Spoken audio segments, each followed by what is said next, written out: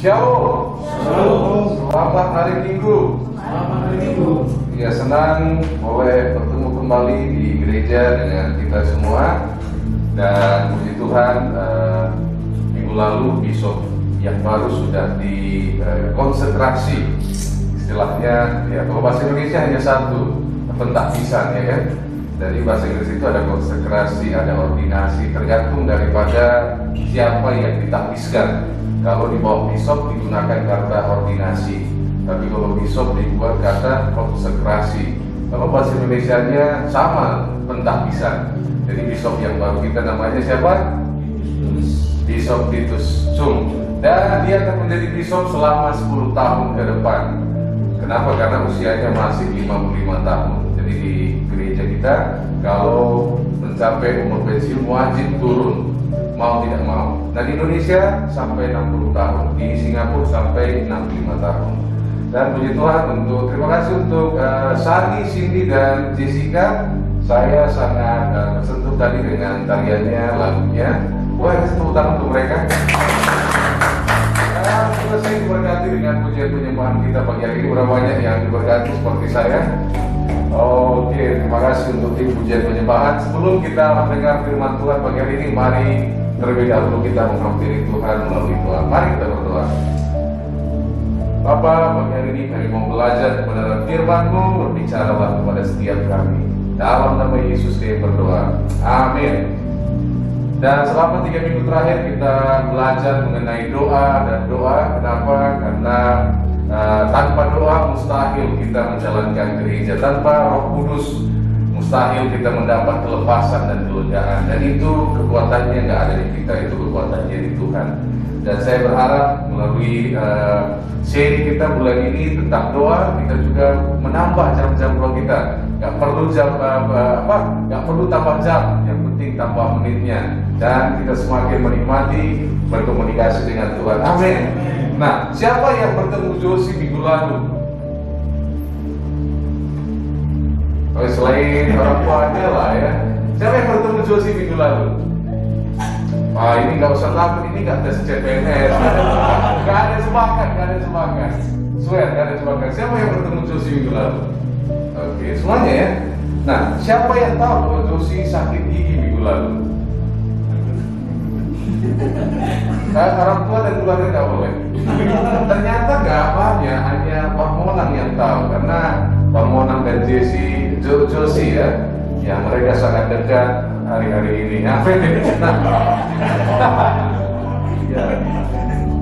Nah, kenapa ada yang ketemu tapi nggak tahu berada Josie, dan ada yang ketemu tapi tahu Josie sedang sakit gigi? Hari ini kita belajar dari Yohanes 15. Yohanes 15 ayat 1 sampai 8 boleh ditampilkan agar kita baca bersama-sama.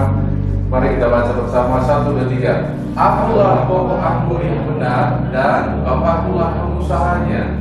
Setiap ranting padaku yang tidak berbuah dipotongnya, dan setiap ranting yang berbuah dibersihkannya, supaya ia lebih banyak berbuah. Kamu memang sudah bersih karena firman yang telah kukatakan kepadamu. Tinggallah di dalam aku dan aku di dalam kamu. Sama seperti ranting tidak dapat berbuah dari dirinya sendiri kalau ia tidak tinggal pada pokok anggur. Demikian juga kamu tidak berbuah jikalau kamu tidak tinggal di dalam aku.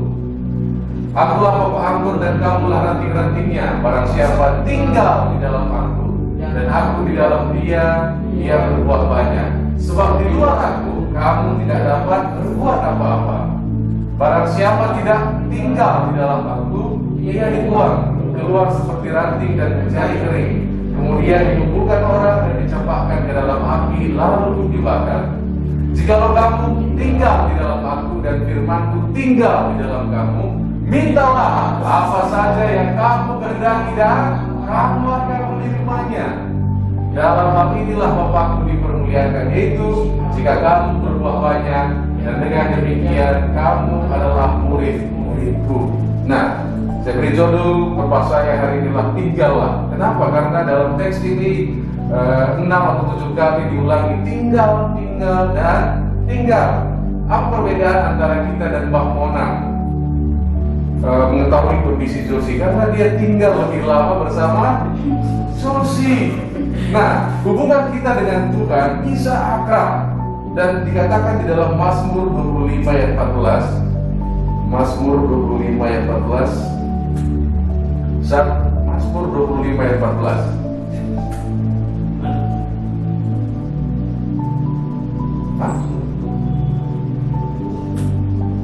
Oke, 1 dan 3. Tuhan bergaul karib dengan orang yang takut akan Dia dan perjanjiannya diberitahukannya kepada mereka. Nah, kita sering kali pengen tahu dari Tuhan kan, tapi kita mungkin hanya tinggal 2 menit, itu pun sekali seminggu. Jadi kita pengen tahu, tapi kita nggak investasikan waktu bersama dengan Tuhan. Kita pengen tahu Josie, tapi kita hanya sama minggu selesai. Jadi kita nggak tahu kalau minggu kemarin dia sebenarnya sakit gigi, tapi lebih baik sakit gigi daripada sakit hati. Nah, karena sakit gigi ada obatnya, dia minum konstan kan. Nah, kalau kita tinggal di dalam Tuhan, Tuhan akan katakan apa yang menjadi keinginan hatinya. Faktanya orang yang menuliskan ini adalah Yohanes. Yohanes adalah satu-satunya murid yang tinggal bersama dengan Yesus di kayu salib. Ketika yang lain lari, ada Yohanes yang tinggal di sana. Dan kalau kita lihat Yohanes dalam beberapa gambar juga dilukiskan kedekatannya dengan Yesus. Dia tinggal di pundaknya Yesus. Dia merasa akan lebih lagi kalau bersama dengan Yesus. Nah, kalau kita ingin berbuah, tadi dikatakan bahwa tinggallah di dalam aku akan kamu berbuah. Kita nggak bisa berbuah tanpa tinggal di dalam Tuhan. Jadi buah adalah produk dari kita tinggal di dalam Tuhan. Bang orang tahu Josie sakit gigi, produk apa? Karena dia tinggal lebih lama bersama dengan Josie. Kalau lebih lama lagi dia tahu sebenarnya Bang orang saya lagi doakan si ini sebenarnya gitu, dan lain sebagainya, dia akan kasih tahu itu. Begitu juga Bang Monang kan. Nah, jadi bagaimana kita tinggal penting dijaga. Kenapa? Karena buah yang dimaksud tadi adalah produk daripada kita tinggal bersama dengan Tuhan. Dan tadi waktu kita baca ayat 7 kan, ayat 7 dari Yohanes 12, kita semangat sekali. Jikalau kamu tinggal di dalam aku dan firman-Ku tinggal dalam kamu, mintalah apa saja yang kamu kehendaki. Nah, bagian mintalah apa saja yang kamu kehendaki ini kita anggap seperti ada berapa. Wah, ini wah cara cepatnya, yes, gampang dapat semuanya. Tapi dikatakan tinggallah di dalam aku. Hari ini kenapa kita buat doa, tema kita doa agar kita lebih banyak tinggal di dalam Dia. Yesus yang begitu sibuk dengan pelayanan yang anak manusia, dikatakan bahwa pagi-pagi sekali Dia menyempatkan diri untuk datang berdoa kepada Bapa. Nah, kira-kira kenapa orang menyempatkan? Misalnya kan, Bang Tamu, wah dia dengan kesibukannya semalam aku sempatkan berpesan belajar. Kenapa aku mau minum itu bubble tea dan lain sebagainya? Kenapa? Karena hal itu menyenangkan, hal itu yang disukai. Yesus sangat menyukai tinggal bersama dengan Bapa, karena dia katakan aku tidak bisa melakukan apa yang tidak kulihat dilakukan oleh Bapa. Nah, syarat untuk berbuah adalah kita tinggal di dalam Bapa. Dan kenapa kita perlu tinggal? Karena kita diciptakan untuk berbuah. Katakan kiri kananmu, diciptakan untuk berbuah. Kita semuanya diciptakan untuk berbuah. Nah, buah apa ini? Kita baca Galatia 5:22 sampai 23. 1, 2, 3. Tetapi buah roh ialah kasih, sukacita, damai sejahtera, kesabaran, kemurahan hati, kebaikan, kesetiaan, kelemah lembutan, penguasaan diri. Tidak ada hukum yang menentang hal-hal itu. Kira-kira siapa di antara kita yang bisa menghasilkan buah-buah ini dengan kekuatannya 24 jam sehari, 7 hari seminggu? Gak ada yang bisa kan? Ini tidak bisa kita hasilkan sendiri. Ini adalah produk ketika kita tinggal di dalam Tuhan.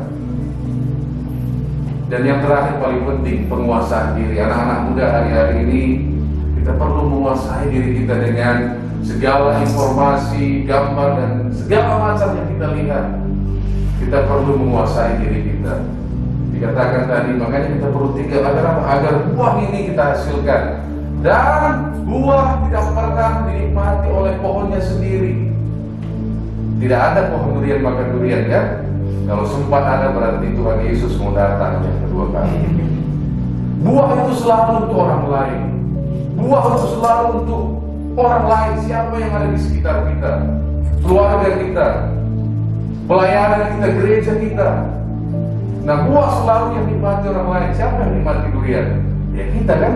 Kan di Simpang Selain ada juga durian 3 lingga itu dari kampung saya kan.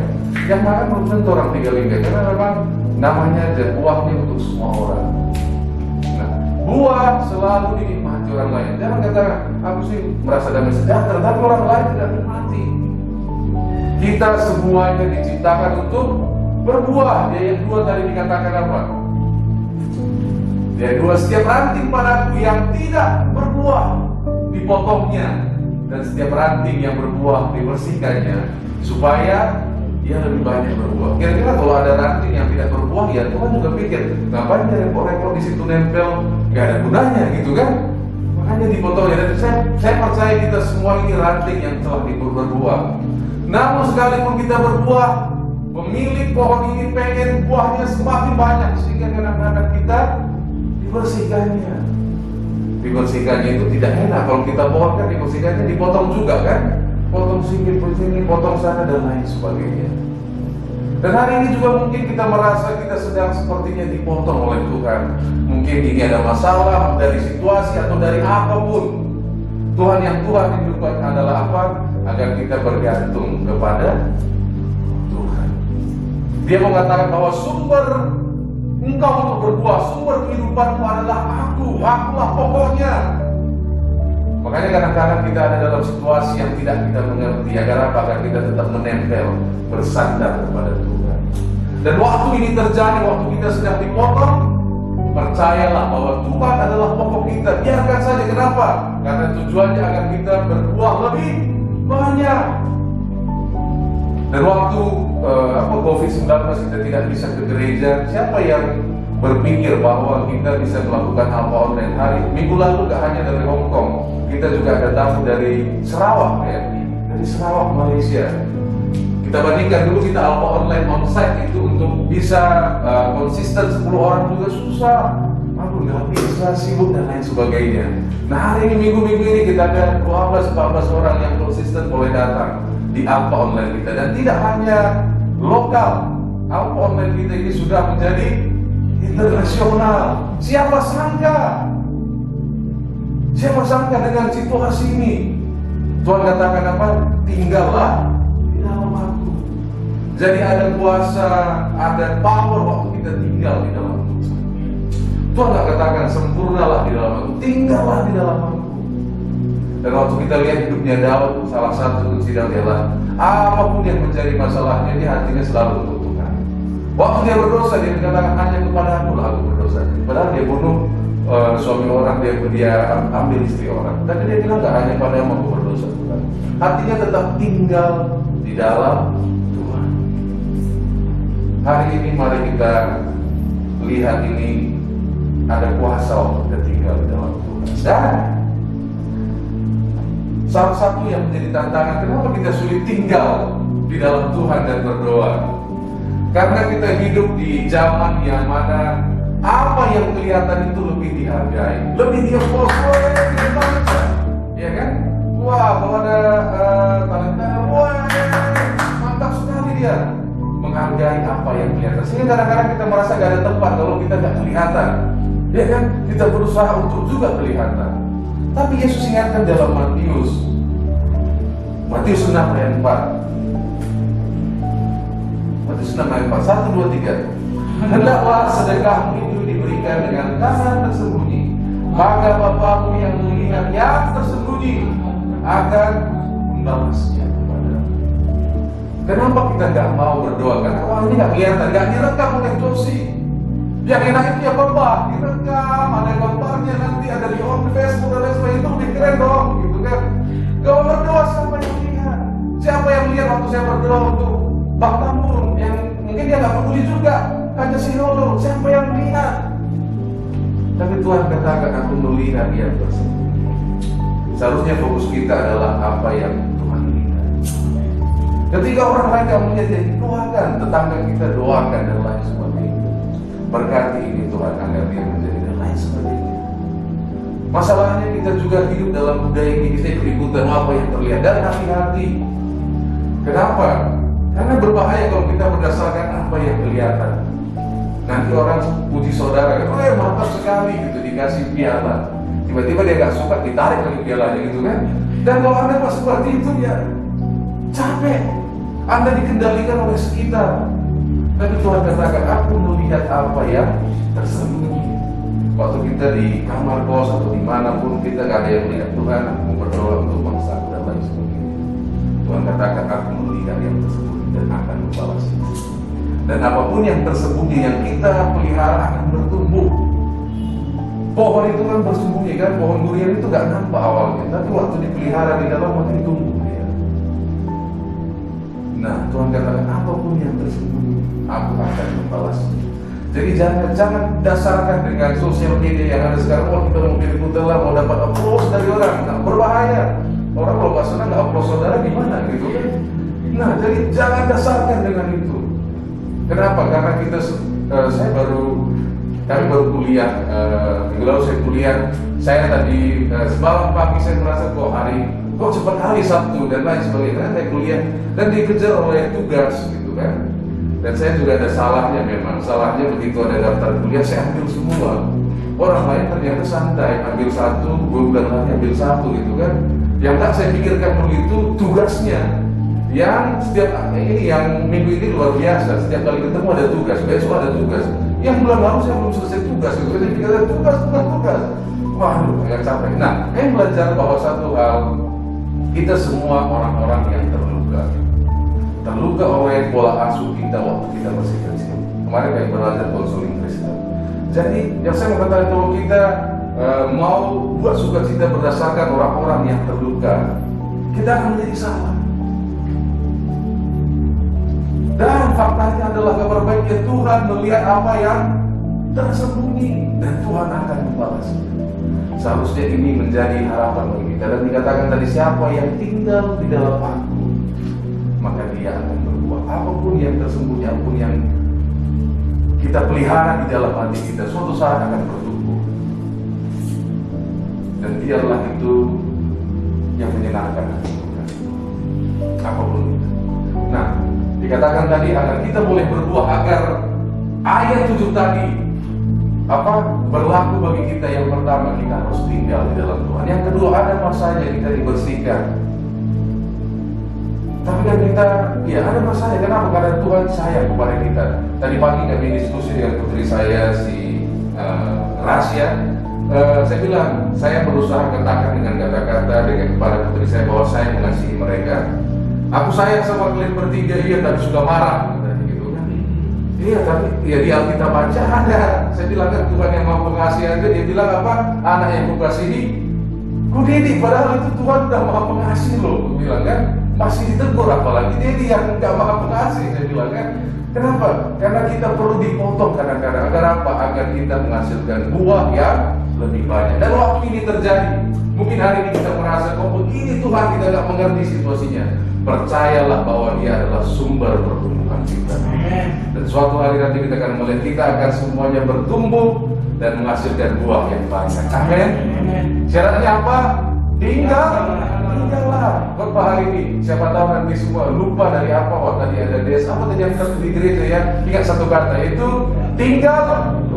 Ya, jadi apapun yang terjadi nanti di jalan, kalau lupa apa yang terjadi di gereja hari ini, ingat satu kata ini, tinggallah. Dan kita akan menghasilkan buah yang banyak. Mari kita bersatu di dalam Tuhan. Biarlah firman-Mu berbicara kepada setiap kami. Dalam nama Bapa, Putra, dan Roh Kudus.